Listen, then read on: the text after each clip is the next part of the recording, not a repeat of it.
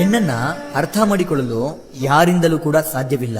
ಪ್ರಪಂಚದ ಸೃಷ್ಟಿಕರ್ತ ಬ್ರಹ್ಮದೇವರಿಗೂ ಕೂಡ ಹೆಣ್ಣನ್ನ ಅರ್ಥ ಮಾಡಿಕೊಳ್ಳಲು ಸಾಧ್ಯವಾಗಲಿಲ್ಲ. ಹೆಣ್ಣನ್ನ ಚಂಚಲೆ ಎಂದು ಹೇಳಿದ್ರೂ ಕೂಡ ತಪ್ಪಾಗಲ್ಲ. ಹಾಗಾದ್ರೆ ಬ್ರಹ್ಮದೇವ ಹೆಣ್ಣನ್ನ ಸೃಷ್ಟಿ ಮಾಡಿದ್ದು ಯಾಕೆ ಮತ್ತು ಹೆಣ್ಣನ್ನ ಸೃಷ್ಟಿ ಮಾಡಲು ಬ್ರಹ್ಮದೇವನು ತುಂಬಾ ಸಮಯವನ್ನ ತೆಗೆದುಕೊಳ್ಳಲು ಕಾರಣವೇನು? ಮತ್ತೆ ಹೆಣ್ಣಿನ ರಚನೆಯ ವೇಳೆಯಲ್ಲಿ ಬ್ರಹ್ಮದೇವ ಮತ್ತು ದೇವದೂತರ ನಡುವೆ ನಡೆದಂತ ಮಾತುಕತೆ ಎಷ್ಟು ಅದ್ಭುತವಾಗಿತ್ತು ಅಂತ ಕೇಳಿದ್ರೆ ನಿಮ್ಗೆ ನಿಜಕ್ಕೂ ಆಶ್ಚರ್ಯವಾಗುತ್ತೆ. ಸ್ನೇಹಿತರೆ, ಈ ಜಗತ್ತು ಎಲ್ಲರಿಗೂ ಒಂದು ನಿಗೂಢವಾದಂತ ಪ್ರಶ್ನೆಯಾಗಿದೆ. ಹಾಗೆ ಇನ್ನೂ ಕೂಡ ಈ ಜಗತ್ತಿನ ಕೆಲವು ಸೃಷ್ಟಿಯ ಬಗ್ಗೆ ಉತ್ತರ ಅನ್ನೋದು ಯಾರಿಗೂ ಸಿಕ್ಕಿಲ್ಲ. ಮತ್ತೆ ಜನಗಳಲ್ಲಿ ಸದಾ ಕಾಡುವಂತ ಪ್ರಶ್ನೆ ಅಂದ್ರೆ ಈ ಜಗತ್ತಿಗೆ ಮೊದಲು ಬಂದಿದ್ದು ಹೆಣ್ಣ ಅಥವಾ ಗಂಡ ಅನ್ನೋದು. ಇನ್ನು ಇಡೀ ಜಗತ್ತನ್ನ ಕೇವಲ 1 ನಿಮಿಷದಲ್ಲಿ ಸೃಷ್ಟಿ ಮಾಡಿದ ಬ್ರಹ್ಮದೇವನಿಗೆ ಹೆಣ್ಣನ್ನ ಸೃಷ್ಟಿ ಮಾಡಲು 6 ದಿನಗಳು ಕಳೆದರೂ ಸಾಧ್ಯವಾಗಲಿಲ್ಲವಂತೆ. ಹಾಗಾದ್ರೆ ಹೆಣ್ಣನ್ನ ಸೃಷ್ಟಿ ಮಾಡಲು ಬ್ರಹ್ಮದೇವ ಅಷ್ಟು ಸಮಯವನ್ನ ತೆಗೆದುಕೊಳ್ಳಲು ಇದ್ದಂತ ಬಲವಾದ ಕಾರಣ ಏನು ಅನ್ನುವಂಥ ರಹಸ್ಯವಾದಂತ ಸಂಗತಿಗಳನ್ನ ಇವತ್ತು ನಿಮ್ಮ ಮುಂದೆ ಬಿಚ್ಚಿಟ್ಟಿದ್ದೇನೆ. ಬ್ರಹ್ಮದೇವನು ಹೆಣ್ಣನ್ನ ಸೃಷ್ಟಿ ಮಾಡೋಕೆ ಶುರು ಮಾಡಿ 6 ದಿನಗಳು ಕಳೆದು ಹೋಗಿತ್ತು. ಆದ್ರೂ ಕೂಡ ಹೆಣ್ಣಿನ ರಚನೆ ಪೂರ್ತಿಯಾಗಿರಲಿಲ್ಲ. ಇದನ್ನ ಕಂಡು ಆಶ್ಚರ್ಯಕ್ಕೆ ಒಳಗಾದಂತ ದೇವದೂತರು ಬ್ರಹ್ಮದೇವನ ಹತ್ತಿರ ಬಂದು, ಓ ಬ್ರಹ್ಮದೇವ, ಇಡೀ ಜಗತ್ತನ್ನ 1 ನಿಮಿಷದಲ್ಲಿ ಸೃಷ್ಟಿ ಮಾಡಿದಂತ ನೀವು ಕೇವಲ ಈ ಹೆಣ್ಣನ್ನ ಸೃಷ್ಟಿ ಮಾಡಲು ಇಷ್ಟು ಸಮಯ ಯಾಕೆ ತೆಗೆದುಕೊಳ್ಳುತ್ತಿದ್ದೀರಿ ಎಂದು ಬ್ರಹ್ಮದೇವನನ್ನ ಆ ದೇವದೂತರು ಕೇಳ್ತಾರೆ.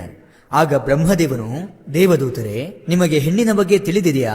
ಒಬ್ಬ ಹೆಣ್ಣು ಯಾವುದೇ ಕಷ್ಟದ ಸಮಯದಲ್ಲಾಗಲಿ ಯಾವುದೇ ಕಷ್ಟದ ಸಂದರ್ಭದಲ್ಲಾಗಲಿ ಕುಗ್ಗುವುದಿಲ್ಲ.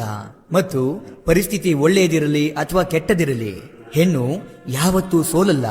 ಈಗ ನೀವೇ ಹೇಳಿ ದೇವದೂತರೆ, ಇಂತಹ ಅದ್ಭುತವನ್ನ ಸೃಷ್ಟಿ ಮಾಡಲು ಸಮಯ ಬೇಕಾ ಅಥವಾ ಬೇಡವಾ ಎಂದು ದೇವದೂತರಿಗೆ ಬ್ರಹ್ಮದೇವನೇ ಪ್ರಶ್ನೆ ಮಾಡುತ್ತಾರೆ.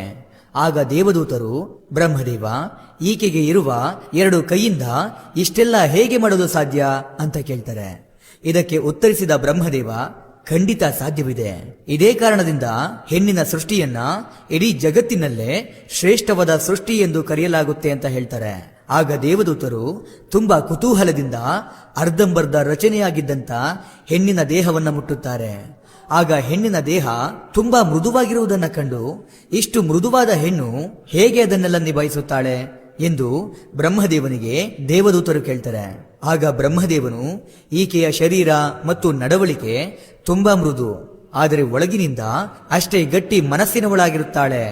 ಈಗ ನಿಮಗೆ ಹೇಗೆ ಆಶ್ಚರ್ಯವಾಗುತ್ತಿದೆಯೋ ಮುಂದೆ ಎಲ್ಲರಿಗೂ ಕೂಡ ಅಷ್ಟೇ ಆಶ್ಚರ್ಯವಾಗುತ್ತದೆ. ಹಾಗೆ ಮುಂದುವರಿಸುತ್ತಾ, ಹೆಣ್ಣಿನಷ್ಟು ಮೃದುವಾದ ವಸ್ತು ಯಾವುದೂ ಇಲ್ಲ, ಅದೇ ರೀತಿ ಈಕೆಯಷ್ಟು ದೃಢವಾದ ವಸ್ತು ಬೇರೊಂದಿಲ್ಲ ಎಂದು ಹೇಳುತ್ತಾರೆ ಬ್ರಹ್ಮದೇವ. ಆಗ ದೇವದೂತರು ಇನ್ನೂ ಆಶ್ಚರ್ಯಚಕಿತರಾಗಿ ಆ ಹೆಣ್ಣಿನ ಹತ್ತಿರ ಹೋಗಿ ಅವಳ ಕೆನ್ನೆಯನ್ನ ಮುಟ್ಟುತ್ತಾರೆ. ಆಗ ಅವಳ ಕಣ್ಣಿನಿಂದ ಗಳಗಳನೆ ನೀರು ಹರಿದು ಬರುತ್ತೆ. ಆಗ ಗಾಬರಿಗೊಂಡ ದೇವದೂತರು, ಇದೇನಿದು ಬ್ರಹ್ಮದೇವ, ಈ ಹೆಣ್ಣಿನ ಕಣ್ಣಿನಿಂದ ಈ ರೀತಿ ನೀರು ಹರಿದು ಬರುತ್ತಿದೆಯಲ್ಲ ಎಂದು ಕೇಳಿದಾಗ ಬ್ರಹ್ಮದೇವನು ಮುಗುಳ್ನಗುತ್ತಾ, ಈಕೆಗೆ ತುಂಬಾ ನೋವಾದಾಗ ಮತ್ತು ಸಹಿಸಿಕೊಳ್ಳಲು ಸಾಧ್ಯವಾಗದಿದ್ದಾಗ ತನ್ನೆಲ್ಲ ನೋವುಗಳನ್ನ ಕಣ್ಣೀರಿನ ಮೂಲಕ ಹೊರಹಾಕುತ್ತಾಳೆ ಮತ್ತು ಎಲ್ಲವನ್ನ ಮರೆತು ಬೇಗನೆ ಸದೃಢ ಮನಸ್ಸನ್ನ ಹೊಂದುತ್ತಾಳೆ ಎಂದು ಬ್ರಹ್ಮದೇವನು ಹೆಣ್ಣಿನ ಸೃಷ್ಟಿಯ ಬಗ್ಗೆ ಸಂಕ್ಷಿಪ್ತವಾಗಿ ವಿವರಿಸುತ್ತಾರೆ. ಈಗ ಅತಿ ಮುಖ್ಯವಾಗಿ ಹೆಂಗಸರು ಮುಟ್ಟಾಗಲು ಕಾರಣವೇನು? ಹೆಂಗಸರು ತಿಂಗಳಿಗೊಮ್ಮೆ ನೋವನ್ನ ಅನುಭವಿಸಲು ಕಾರಣವೇನು? ಅವರು ಈ ರೀತಿ ಒಂದು ಶಾಪವನ್ನ ಯಾಕೆ ಪಡ್ಕೊಂಡಿದ್ದಾರೆ ಅಂತ ಈಗ ನೋಡೋಣ. ಮಹಿಳೆಯರು ಅಂದ್ರೆ ನಮ್ಮ ಅಕ್ಕ, ತಂಗಿ, ತಾಯಿ ಇವರೆಲ್ಲರೂ ಬರ್ತಾರೆ. ಹಾಗೆ ಮಹಿಳೆಯರು ತಿಂಗಳಿಗೊಮ್ಮೆ ತುಂಬಾ ನೋವನ್ನ ಅನುಭವಿಸ್ತಾರೆ. ಆದ್ರೆ ಈ ರೀತಿಯವರು ಮುಟ್ಟಾಗೋಕೆ ಕಾರಣ ಏನಂದ್ರೆ, ಭಾಗವತ ಪುರಾಣದ 6ನೇ ಸ್ಕಂದದ 9ನೇ ಅಧ್ಯಾಯದ ಪ್ರಕಾರ ಒಮ್ಮೆ ದೇವಗುರುಗಳಾದಂಥ ಬೃಹಸ್ಪತಿಗೆ ಇಂದ್ರ ಮತ್ತು ದೇವತೆಗಳು ಅವಮಾನವನ್ನ ಮಾಡ್ತಾರೆ. ಈ ಅವಮಾನದಿಂದ ಬೃಹಸ್ಪತಿಗಳು ಸ್ವರ್ಗ ಲೋಕದಿಂದಲೇ ಹೊರನಡೀತಾರೆ.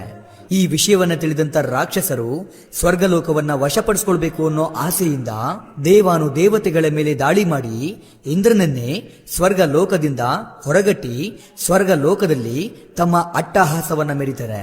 ನಂತರ ಇಂದ್ರ ಮತ್ತು ಎಲ್ಲಾ ದೇವತೆಗಳು ಬ್ರಹ್ಮನ ಹತ್ತಿರ ಹೋಗಿ ನಡೆದ ವಿಷಯವನ್ನ ತಿಳಿಸ್ತಾರೆ. ಆಗ ಬ್ರಹ್ಮದೇವನು ಇದಕ್ಕಿರುವುದು ಒಂದೇ ದಾರಿ. ನೀವು ವಿಶ್ವರೂಪ ಮಹರ್ಷಿಯನ್ನ ಗುರುಗಳನ್ನಾಗಿ ಸ್ವೀಕರಿಸಬೇಕು ಅಂತ ಹೇಳ್ತಾರೆ. ಆಗ ಇಂದ್ರ ಮತ್ತು ದೇವಾನುದೇವತೆಗಳು ವಿಶ್ವರೂಪನ ಹತ್ತಿರ ಹೋಗಿ ಸ್ವರ್ಗ ಲೋಕವನ್ನ ಹಿಂಪಡೆಯಲು ನಮಗೆ ಸಹಾಯ ಮಾಡಿ ಅಂತ ಕೇಳ್ಕೊಳ್ತಾರೆ. ಇದಕ್ಕೆ ಪರಿಹಾರವಾಗಿ ವಿಶ್ವರೂಪನು ತನ್ನ ತಪೋಬಲದ ನಾರಾಯಣಿ ವಿದ್ಯೆಯನ್ನ ಬಳಸಿ ರಾಕ್ಷಸರಿಂದ ಸ್ವರ್ಗ ಲೋಕವನ್ನ ಮತ್ತೆ ಇಂದ್ರ ಮತ್ತು ದೇವಾನುದೇವತೆಗಳಿಗೆ ಹಿಂದಿರುಗಿಸಿಕೊಡ್ತಾರೆ. ಆದ್ರೆ ವಿಶ್ವರೂಪರು ಮಾಡಿದ ಸಹಾಯಕ್ಕೆ ಇಂದ್ರದೇವ ಮಾಡಿದ್ದೇನು ಗೊತ್ತಾ? ಹೀಗೆ ಒಂದು ಸಾರಿ ವಿಶ್ವರೂಪನು ದೇವತೆಗಳಿಗೆ ಯಜ್ಞವನ್ನ ಮಾಡುತ್ತಾ ದೇವತೆಗಳ ಜೊತೆಯಲ್ಲಿ ರಾಕ್ಷಸರಿಗೂ ಕೂಡ ಆಹುತಿಯನ್ನ ಸಮರ್ಪಿಸುತ್ತಾನೆ. ಆದ್ರೆ ರಾಕ್ಷಸರಿಗೆ ಆಹುತಿಯನ್ನ ಸಮರ್ಪಿಸೋದನ್ನ ದೇವತೆಗಳಿಗೆ ಮಾಡಿದ ಅಪರಾಧ ಎಂದು ಭಾವಿಸುತ್ತಾನೆ ಇಂದ್ರದೇವ. ಹಾಗೆ ವಿಶ್ವರೂಪನು ಧರ್ಮದ ಮಾರ್ಗದಲ್ಲಿದ್ದು ದ್ರೋಹವನ್ನ ಮಾಡುತ್ತಿದ್ದಾನೆ ಎಂಬ ಕೋಪದಿಂದ ಇಂದ್ರನು ವಿಶ್ವರೂಪರನ್ನ ಕೊಂದು ಬಿಡುತ್ತಾನೆ. ಇದರಿಂದ ಇಂದ್ರನು ಗುರುಹತ್ಯೆಯ ಶಾಪಕ್ಕೆ ಗುರಿಯಾಗುತ್ತಾನೆ.